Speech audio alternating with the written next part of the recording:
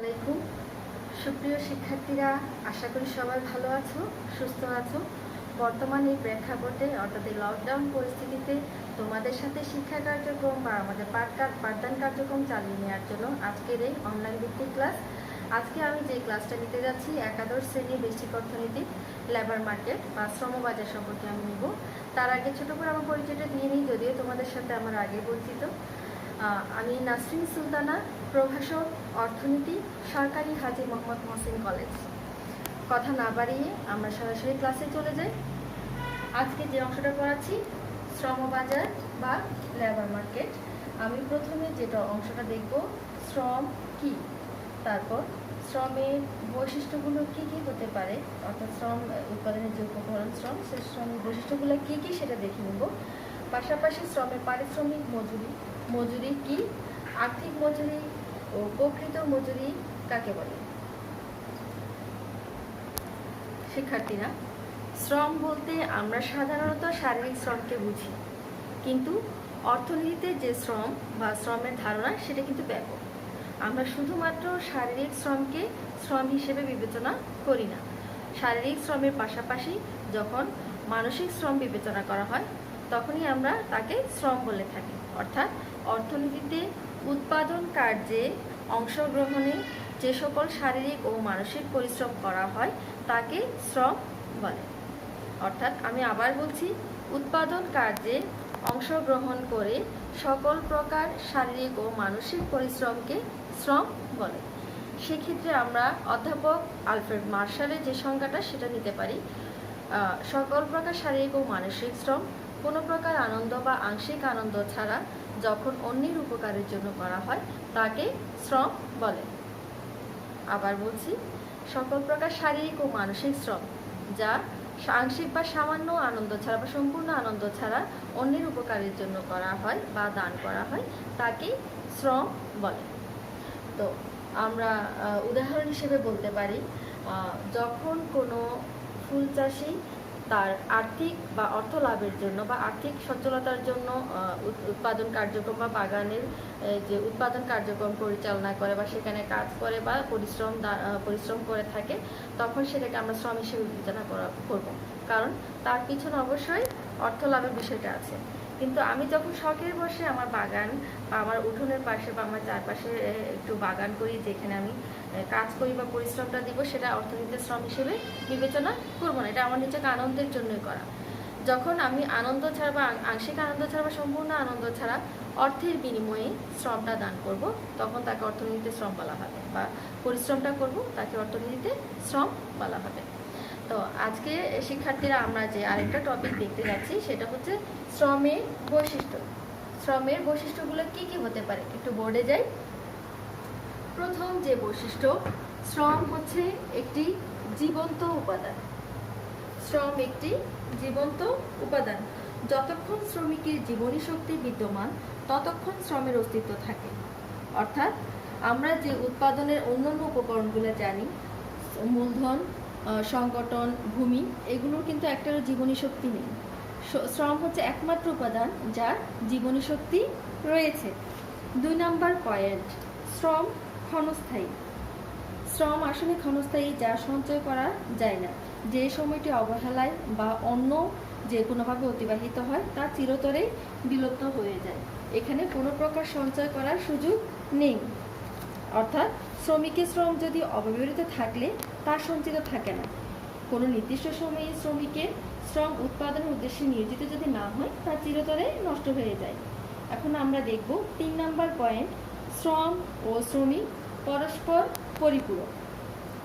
শ্রমিক থেকে শ্রমকে পৃথক করা যায় না, এরা পরস্পর পরিপূরক। এর কারণে শ্রম বিক্রয়ের সময় উৎপাদন খাতে অবশ্যই শ্রমিককে উপস্থিত থাকতে হবে। 4 নাম্বার যে পয়েন্ট, শ্রম বিক্রয় করে, নিজেকে নয়। শ্রমিক আমরা জানি শ্রমিক হচ্ছে শ্রমের মালিক। শ্রমিক নিজেই শ্রম দান করে। সেক্ষেত্রে শ্রমিক যদি শ্রম বিক্রয় করে তখন সে পুরোপুরি নিজেকে বিক্রি করে না। অর্থাৎ মজুরির বিনিময়ে কেবলমাত্র শ্রমিকের সেবা ভোগ করা যায়, কিন্তু তার শরীর বা মনের উপর কোনো প্রকার অধিকার প্রতিষ্ঠা করা যায় না।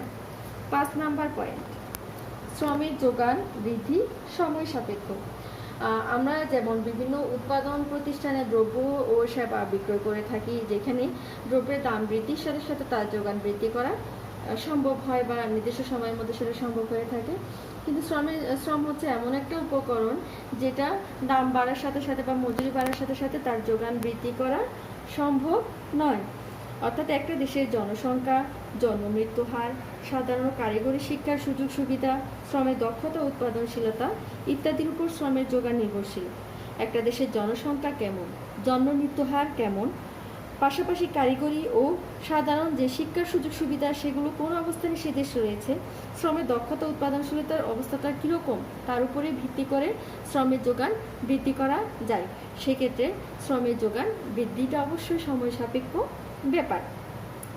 6 নম্বর যে পয়েন্ট, মজুরির সাথে শ্রমের যোগানের একটা বিপরীত সম্পর্ক রয়েছে।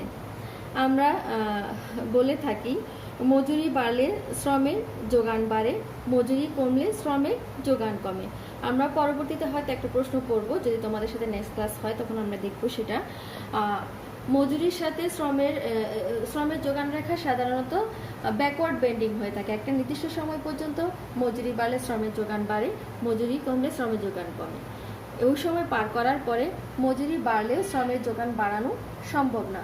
অর্থাৎ একটা নির্দিষ্ট সময়ের পর মজুরি বাড়লেও শ্রমিক শ্রমদানের বিপরীতে আরামায়েশ বা বিশ্রাম করতে পছন্দ করে, যার কারণে শ্রমের যোগান রেখাটা ব্যাকওয়ার্ড বেন্ডিং বা পিছন দিকে একটু বাঁকানো হয়ে যায়। আমরা একটু বোর্ডে দেখিনি শিক্ষার্থীরা।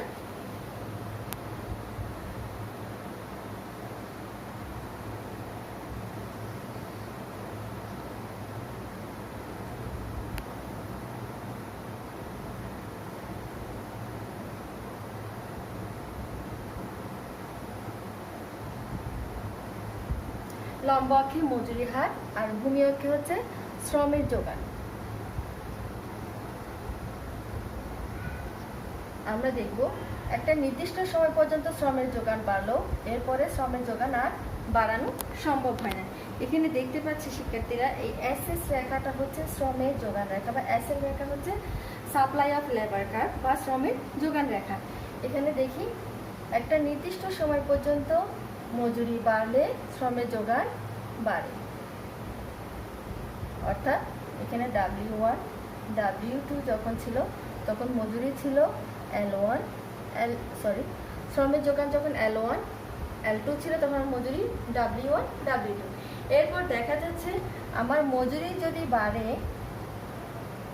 W3 হয়, অর্থাৎ মজুরি বেড়ে যদি W2 থেকে W3 হয় তখন শ্রমের যোগান কিন্তু বাড়ার কথা ছিল, কিন্তু না বেড়ে আমার শ্রমের যোগান L3-তে চলে আসছে। অর্থাৎ আগে যেখানে ও L2 ছিল সেখানে কমে এখন ও L3 হয়েছে। অবশ্যই L2-র চেয়ে L3 ছোট, অর্থাৎ ও L2 গ্রেটার দেন ও L3, কিন্তু আমার মজুরি বেড়েছে।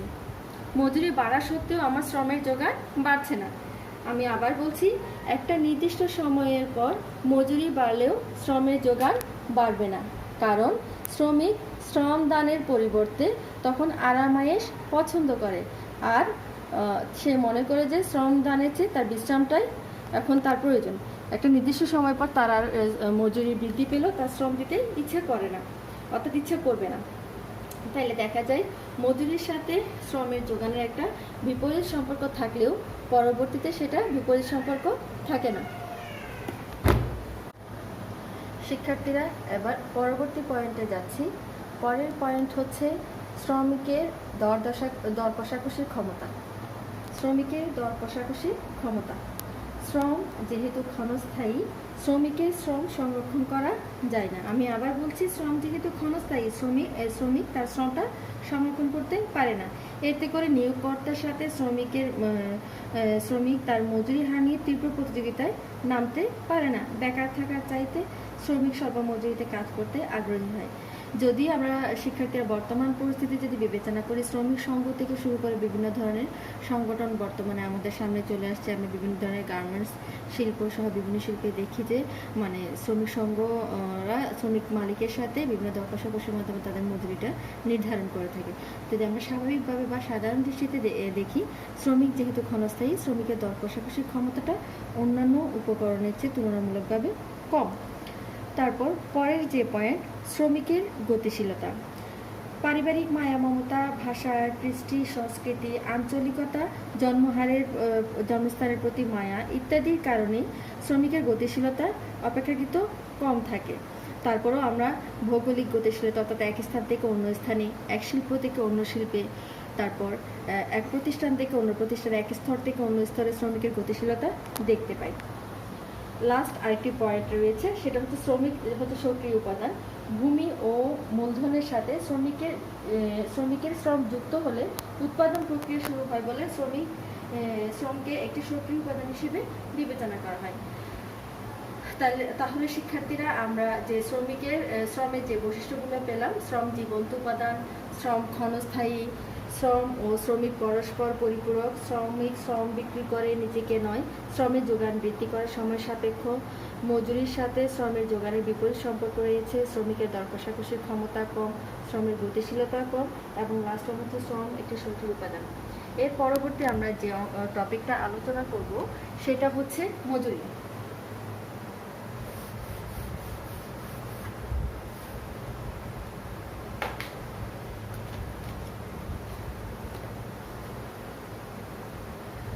শিক্ষার্থীরা, মজুরিটা কি?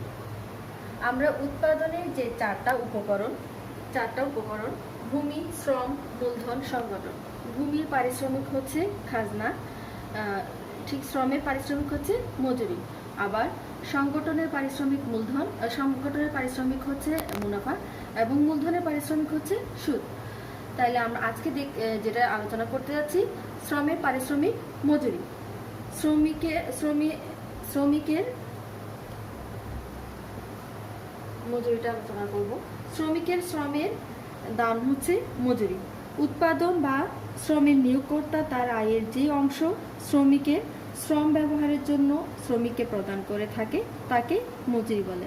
শিক্ষার্থীরা, আমি আবার বলছি, উৎপাদন বা শ্রমের নিয়োগকর্তা তার আয়ের যে অংশ শ্রমিকের শ্রম ব্যবহারের জন্য শ্রমের মালিককে প্রদান করে থাকে বা শ্রমিককে প্রদান করে থাকে তাকে মজুরি বলা হয়। অন্যভাবে আমরা যদি বলতে যাই তাহলে বলতে পারি, শারীরিক বা মানসিক শ্রমের বিনিময়ে যে মূল্য শ্রমের মালিককে বা যে পারিশ্রমিক শ্রমের মালিককে দেওয়া হয় তাকে মজুরি বলে। এক্ষেত্রে আমরা অধ্যাপক বেনহাম, বিখ্যাত অর্থনীতিবিদ বেনহামের সংজ্ঞাটা দেখতে পারি। বেনহাম বলেছেন, সুনির্দিষ্ট চুক্তির আওতায় কাজ করার পর নিয়োগকর্তা শ্রমিককে যে অর্থ প্রদান করে তাকে মজুরি বলে। আমি আবার বলছি শিক্ষার্থীরা, সুনির্দিষ্ট চুক্তির আওতায় কাজ করার পর নিয়োগকর্তা শ্রমিককে যে অর্থ প্রদান করে তাকে মজুরি বলে। মজুরি সাধারণত দুই ধরনের হয়ে থাকে, আর্থিক মজুরি এবং প্রকৃত মজুরি। শিক্ষার্থীরা, আমি আবার বলছি, দুই ধরনের মজুরি আমরা দেখে থাকি, একটি হচ্ছে আর্থিক মজুরি এবং প্রকৃত মজুরি। আমরা এখন আলোচনা করব আর্থিক মজুরি কি। আর্থিক মজুরি হচ্ছে শ্রমিক উৎপাদন কাজে অংশগ্রহণ করে শারীরিক ও মানসিক শ্রমদানের বিপরীতে অর্থের আকারে যে পারিশ্রমিক বা মজুরি লাভ করে তাকে আর্থিক মজুরি বলে। আমি আবার বলছি, শ্রমিক উৎপাদন কাজে অংশগ্রহণ করে শারীরিক ও মানসিক শ্রমদানের বিপরীতে অর্থের অঙ্কে যে পারিশ্রমিক লাভ করে তাকে আর্থিক মজুরি বলে। আমরা আর্থিক মজুরিকে ডাব্লিউ দ্বারা চিহ্নিত করে থাকি। আর্থিক মজুরি। উদাহরণস্বরূপ আমরা বলতে পারি, যেমন মিস্টার করিম আর মিস্টার এক্স কোনো একটি প্রতিষ্ঠানে কাজ করে। সে কাজ করে মাসে 10,000 টাকা বেতন পায়। তাইলে আর্থিক মজুরি ডাব্লিউ সমান হবে 10,000 টাকা। আর্থিক মজুরি ডাব্লিউ সমান 10,000 টাকা। এক কথায় আমরা বলতে পারি অর্থের অঙ্কে যখন শ্রমিক পারিশ্রমিক লাভ করে তাকে আর্থিক মজুরি বলে থাকি। এখানে টাকাই যে বলতে হবে এমন না, যেমন আমরা বাংলাদেশের ক্ষেত্রে টাকা বলতে পারি, মালয়েশিয়ার ক্ষেত্রে রিঙ্গিট, সৌদি আরবের রিয়াল, এইভাবে বিভিন্ন দেশে যে দেশ সে দেশের নাম দিয়ে তার মুদ্রাটা অর্থের অঙ্কে টাকাটা বা অর্থটা হিসেব করে থাকে বা মজুরিটা হিসেব করে থাকে। আমরা যেহেতু বাংলাদেশের নাগরিক সে হিসেবে আমরা টাকাই বললাম। তাইলে অর্থের অঙ্কে বা টাকার অঙ্কে যদি কোনো শ্রমিক নির্দিষ্ট সময়ে যে মজুরিটা লাভ করে তাকে আর্থিক মজুরি বলে। এখন আমরা 2 নম্বর যে মজুরি বা আর্থিক মজুরি যেটা আছে প্রকৃত মজুরি।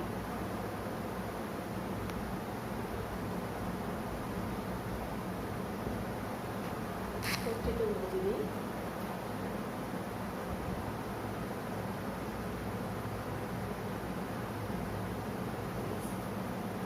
প্রকৃত মজুরিটা কি? শ্রমিক তার শ্রমের বিনিময়ে নিয়োগকারীর নিকট থেকে সর্বমোট দৃশ্যমান যে পরিমাণ অর্থ পায়, শিক্ষার্থী একটু খেয়াল করো, দৃশ্যমান যে পরিমাণ অর্থ পায় তা দ্বারা যে পরিমাণ পণ্য সেবা সামগ্রী ক্রয় করতে পারে এবং কর্মক্ষেত্র থেকে আর্থিক মজুরির অতিরিক্ত অদৃশ্যমান বা অপরিমাপযোগ্য সুবিধার প্রাপ্ত সমষ্টিকে প্রকৃত মজুরি বলে। আমি আবার বলছি, অর্থের অঙ্কে যে পারিশ্রমিক বা যে মজুরিটা পাই সে মজুরি দিয়ে বাজার মূল্যে যে পরিমাণ দ্রব্য সেবা ক্রয় করতে পারি, পাশাপাশি নিয়োগকারী প্রতিষ্ঠান থেকে অন্যান্য যে সকল সুযোগ সুবিধা যেটা অর্থের অঙ্কে পরিমাপযোগ্য আবার যেটা পরিমাপযোগ্য নয়, দুটার সমষ্টিকেই বলা হয় প্রকৃত মজুরি। যেমন উদাহরণস্বরূপ আমরা বলতে পারি মিস্টার এক্স অথবা মিস্টার ওয়াই এর কথাই বলি, যেহেতু আমরা আর্থিক মজুরি মিস্টার এক্স একটা হিসেব করেছি। মিস্টার ওয়াই যদি আর্থিক মজুরি পায় অন্যান্য যে সুযোগ সুবিধা, যেমন সে টাকার অঙ্কে পেল 10,000 টাকা, পাশাপাশি বাড়ি ভাড়া, চিকিৎসা ভাতা, বিমা, পরিবহন সুবিধা, ফোন বিল সহ বিভিন্ন সুযোগ সুবিধা ওই প্রতিষ্ঠান থেকে লাভ করে, তাহলে আর্থিক মজুরি, বাড়ি ভাড়া, চিকিৎসা ভাতা, বিমা, পরিবহন সুযোগ সুবিধা, ফোন বিল, টোটাল যে সমষ্টি সেটাই হচ্ছে প্রকৃত মজুরি। এখন আমরা প্রকৃত মজুরির একটা সূত্র আছে, সেই সূত্রটা একটু লিখি।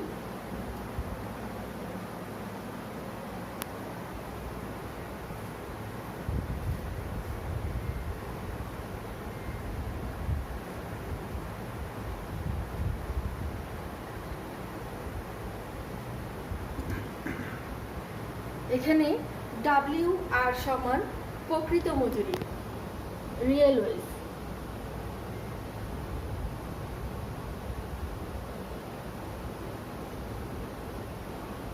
তারপর এই যে বড় হাতের W সেটা হচ্ছে আর্থিক মজুরি।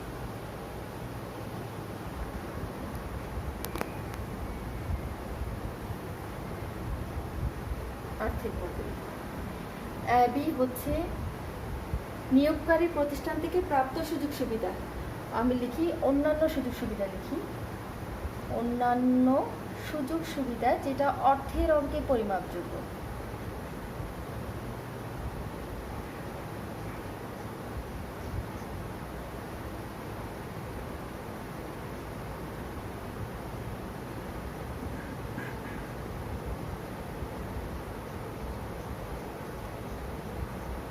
শিক্ষার্থী এখানে আমরা আরেকটা অংশ প্লাস সি দিয়ে দেখালাম, এটা অন্য কোনো ওয়ার্ড দিয়ে দেখাতে পারো। সি সমান হচ্ছে অন্যান্য যেটা সুযোগ সুবিধা অর্থের অঙ্কে পরিমাপ করা যাবে না, সেটাও কিন্তু প্রকৃত মজুরির অংশ। অন্যান্য সুযোগ সুবিধা যেটা অর্থের অঙ্কে পরিমাপ করা যাবে না,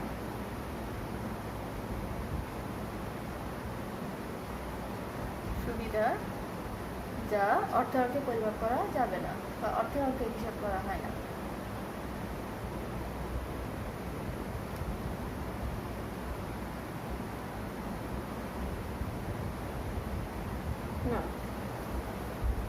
আমরা একটা উদাহরণ দেখিনি। ধরে নিলাম কোনো শ্রমিক 10,000 টাকা আর্থিক মজুরি ছাড়াও পোশাক পরিচ্ছদ, ওষুধপত্র, বাসস্থান, সন্তানদের লেখাপড়ার খরচ, টেলিফোন, গাড়ি ভাড়া ইত্যাদি বাবদ আরও 6,000 টাকা সুযোগ সুবিধা পায়। তাহলে আর্থিক মজুরি হিসেবে যদি সে 10,000 টাকা পায়, অন্যান্য যে সকল সুযোগ সুবিধা যেটা টাকার অঙ্কে হিসেব করছি সেটা হচ্ছে 6,000 টাকা। এবং এখানে আরেকটি বিষয় আছে পি হচ্ছে দাম স্তর, বর্তমান পরিস্থিতিতে বাজারে দ্রব্যের দাম স্তরটা কেমন সেটা পি দ্বারা নির্দেশ করা হয়। এখানে হিসেব করা হচ্ছে দাম স্তর যদি 100 টাকা হয় তাহলে প্রকৃত মজুরি কত হবে। তাহলে আমরা একটু এখানে বসিয়ে নিই, তাহলে কি হয়, ডাব্লিউ ছিল 10,000 টাকা, এবি 6,000, অর্থাৎ অন্যান্য যে সকল সুযোগ সুবিধা সেটা 6,000 টাকা, আর দাম স্তর হচ্ছে 100 টাকা। এখানে সি সমান অন্যান্য সুযোগ সুবিধা যেটা অর্থের অঙ্কে পরিমাপযোগ্য নয়, সেরকম কোনো সুযোগ সুবিধা দেয়া নেই, সেজন্য এটা 0 ধরলাম। তাইলে এখানে আমার যে ফাইনালি ফলাফলটা আসে 160 টাকা, বা যেটা আমরা লিখতে পারি, অর্থাৎ নির্দিষ্ট পেশায় জড়িত হওয়ার পরে যে মানে প্রকৃত সুযোগ সুবিধাগুলো মিস্টার ওয়াই পেয়ে থাকে তার পরিমাণ হচ্ছে 160 টাকা। তাই দেখা যাক, তাহলে কি দেখা যায়, প্রকৃত মজুরি আমার দাঁড়াবে 160 টাকা।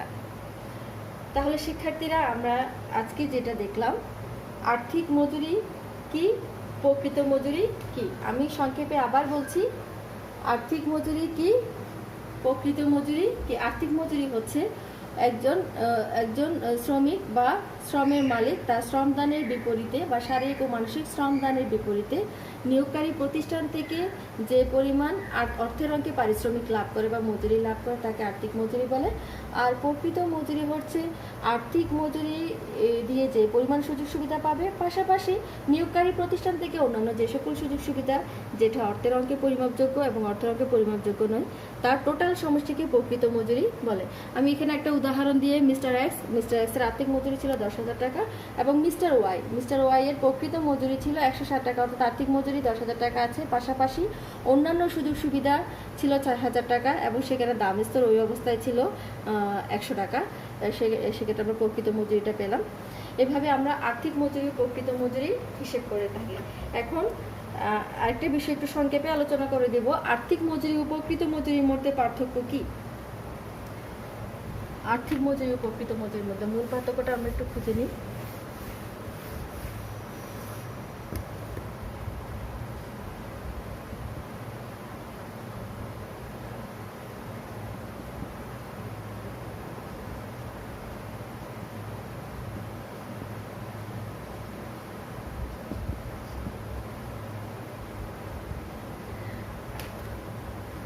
শিক্ষার্থীরা আমরা দেখতে পাচ্ছি আর্থিক মজুরি বনাম প্রকৃত মজুরি। আর্থিক মজুরি হচ্ছে, আমি সংজ্ঞার মধ্যেই বলে এসেছি, আর্থিক মজুরি হচ্ছে শ্রমিক তার শ্রমদানের বিপরীতে বা শারীরিক ও মানসিক শ্রমদানের বিপরীতে অর্থের অঙ্কে যে পারিশ্রমিকটা লাভ করে তাকে আর্থিক মজুরি বলে।